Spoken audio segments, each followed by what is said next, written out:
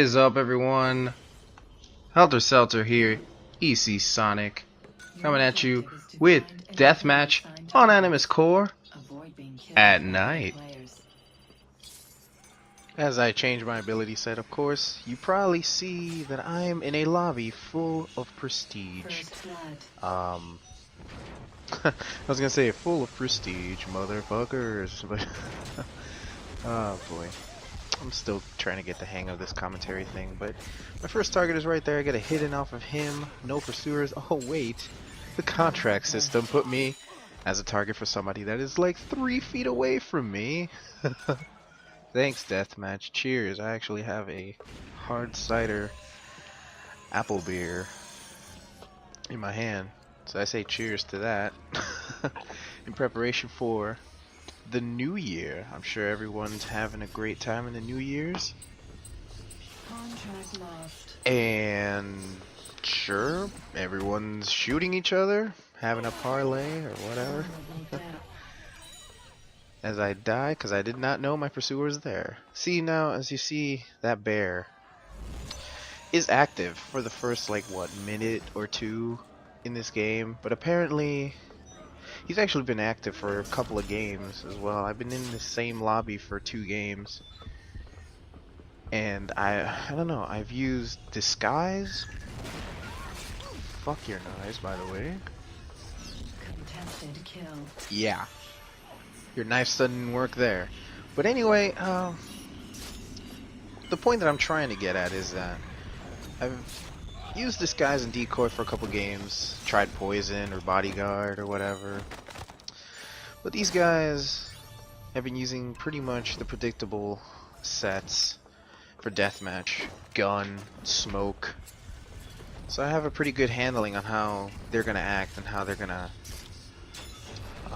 act, you know, like this. This guy's using bodyguard, thinking that his bodyguard wasn't gonna work. He threw smoke bombs, so he basically wasted 2 abilities for no points at all. You know, great job.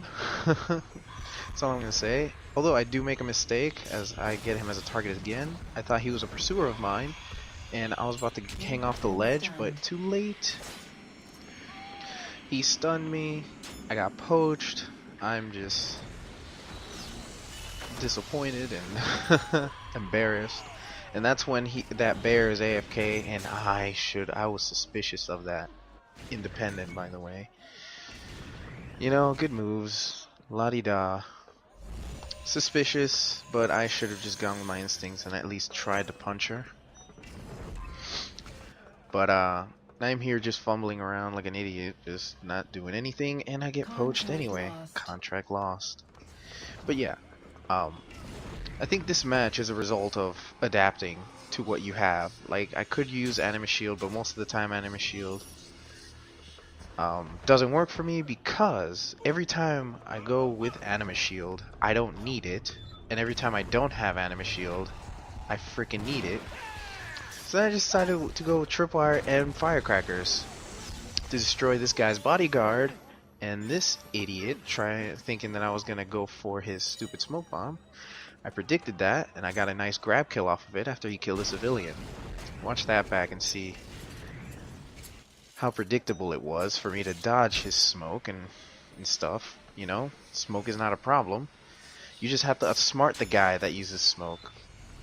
Which is why, yeah, I pretty much take advantage of that a-hole, because he was AFK. He didn't pull out of the game.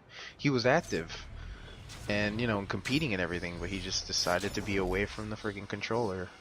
And you know what? Go ahead, Preacher. Take advantage of that as well. But anyway, my philosophy with tripwire bombs is that I think I know my opponents, and this person came from behind. He didn't even need to use smoke. But I have a good handle on these kinds of players where they use smoke and gun. Firecrackers is all around good ability to pretty much confuse your pursuers, blind them severely, take off their locks so that they have a greater chance of killing a civilian.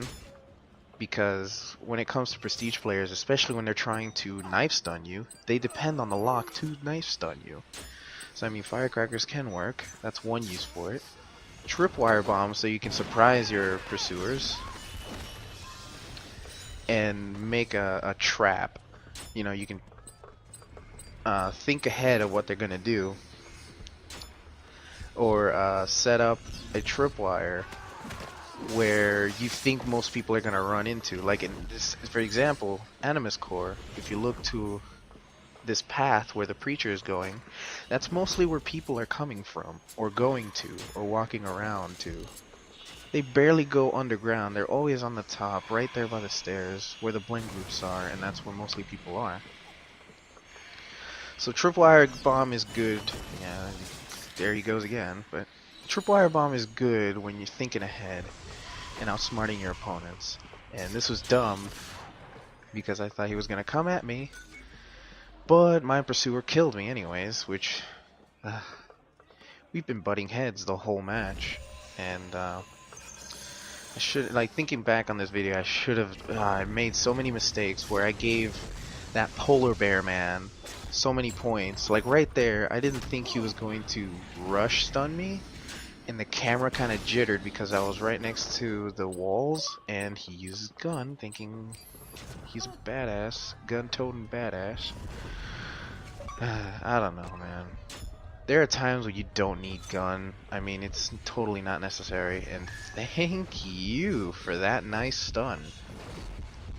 Get a hidden incognito focus, and there he goes. He wasted his smoke bomb.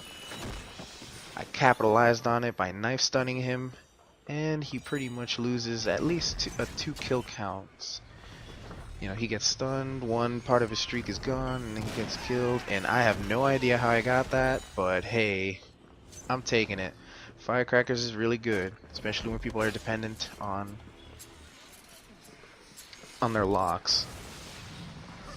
See, I thought that Lady Maverick was a player, but it was because the preacher went and was right at the edge of my tripwire bomb, so he wasn't affected, and I thought it was a disguise. Turns out I died by the polar bear man.